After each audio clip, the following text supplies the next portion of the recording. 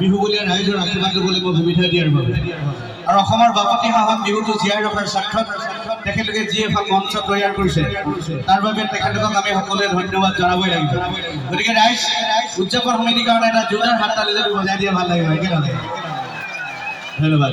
অৱশ্যে আপোনালোকে মোক সকলোৱে জানে, সকলোৱে চিনি পায় মই তেনে কোনো ডাঙৰ গায়ক বা তেনেকুৱা কোনো ডাঙৰ শিল্পী নহয়। অসমৰ কেইজনমান কেছেট প্ৰযোজকে কেইটামান কেছেটত গীত গাবলৈ মোক সুবিধা দিছিলে আৰু কেইটামান কেছেটত মই গীত লিখিছিলোঁ আপোনালোকে জানে, আৰু সেইটো কাৰণে হয়তো মই গায়কৰ নাম পাইছোঁ।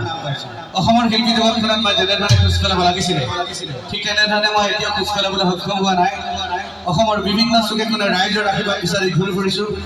আজি আমাৰ শান্তিপুৰতো দেখিছোঁ হাজাৰ হাজাৰ বিহুবলীয়া ৰাইজে উপস্থিত কৰিছে।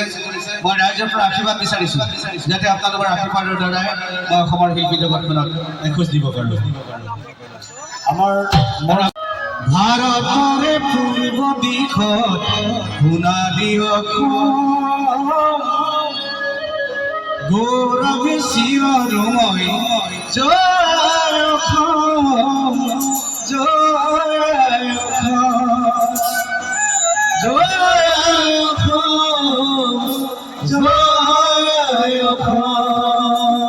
অসমৰ খিলঞ্জীয়া তথা অসমীয়া মানুহ হিচাপে আপোনালোকৰ মোৰ কণ্ঠৰ লগে লগে এবাৰ কৈ দিয়ক ৰাইজ জয় অসম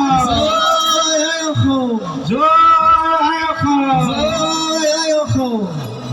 দোহৰ বাবে মই আহিছোঁ পুৰুষৰ মাটিৰ গাবলৈ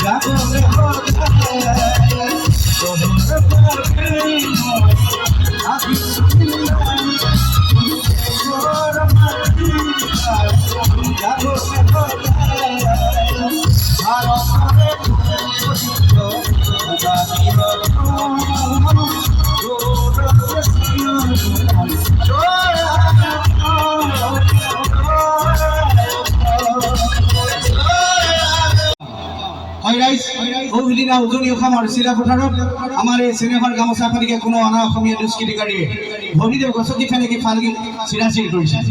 আমাৰ অসমীয়াৰ মানুহৰ বুকুত, অসমৰ খিলঞ্জীয়া মানুহৰ বুকুত জুই জ্বলাইছিল। চিলাপথাৰ কাণ্ডত কোনো অসমৰ খিলঞ্জীয়াই সহ্য কৰি থাকিব পৰা নাছিলে, আনকি আমি গান গোৱা মানুহ আমি সহ্য কৰি থাকিব পৰা নাছিলোঁ, আৰু সেই লিখিছিলোঁ মই এটি গান, আৰু সেই গীতটিকে মই অকণমান গাব বিচাৰিছোঁ। মই জানো আমাৰ এই বুকু শান্তিপুৰ এই বাগানবাসী ৰাইজ স্বাভিমানী ৰাইজ, দেশক ভাল পোৱা ৰাইজ। গতিকে মই জানো এই চেনেহৰ গামোচাখন সকলোৱে ভাল পায়, কোনেও গছকি ফেনেকি ফালি চিৰাচিৰ কৰাটো কোনেও নিবিচাৰে। আপোনালোকে বিচাৰে নেকি ৰাইজ? নিবিচাৰে।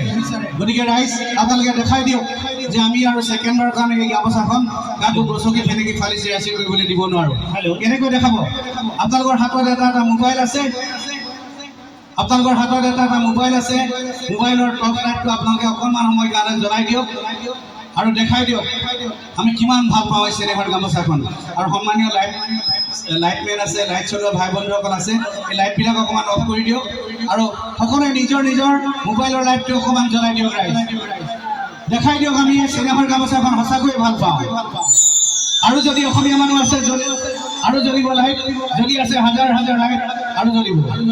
আপোনালোকে ফেচবুক হোৱাটছআপ সদায় খেলি থাকে, কিন্তু অকণমান এই গামোচাখনিৰ কাৰণে অকণমান যদি জ্বলাই দিয়ে আপোনালোকৰ ফালে সন্মানীয় সাংবাদিকসকলে কেমেৰাটো উলিয়াই থৈছে, তেতিয়া ভাবিব সঁচাকৈ আমাৰ গামোচাখনৰ সন্মান বহুত আছে। গতিকে ৰাইজ আৰু যদি আছে মোবাইল আছে তেনেহ'লে লাইটটো অকণমান জ্বলাই দিয়ক। যদি আছে অসমীয়া মানুহ জাগি আছে আৰু জাগিব, আৰু এই লাইটবিলাক অফ কৰি দিয়ক। আমাৰ সন্মানীয় লাইটমেনসকল আছে, এই লাইটবিলাক অফ কৰি দিয়ক। তেতিয়া মূৰত পৰিছিলোঁ আমি আৰু সেয়ে লিখিছিলোঁ এটি গান।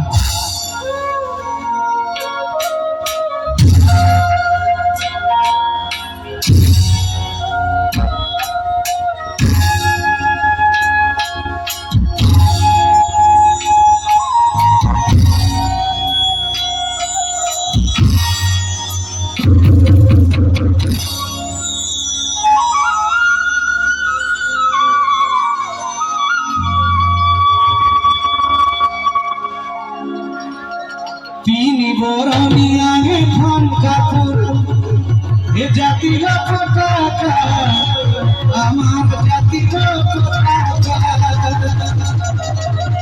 তোর গাছে চিনাগে জোর কাপুর ও মুগারি ধানে খেলা আমি মনমে কুলুয়া আর ওই কাপুর হলো ভূমি আয় বই দিয়া আমার বায় বই দিয়া ঘন্টি পায় বই দিয়া আমার খুলে বই ফুলামি গামুসা এইখানে বই ফুলামি গামুসা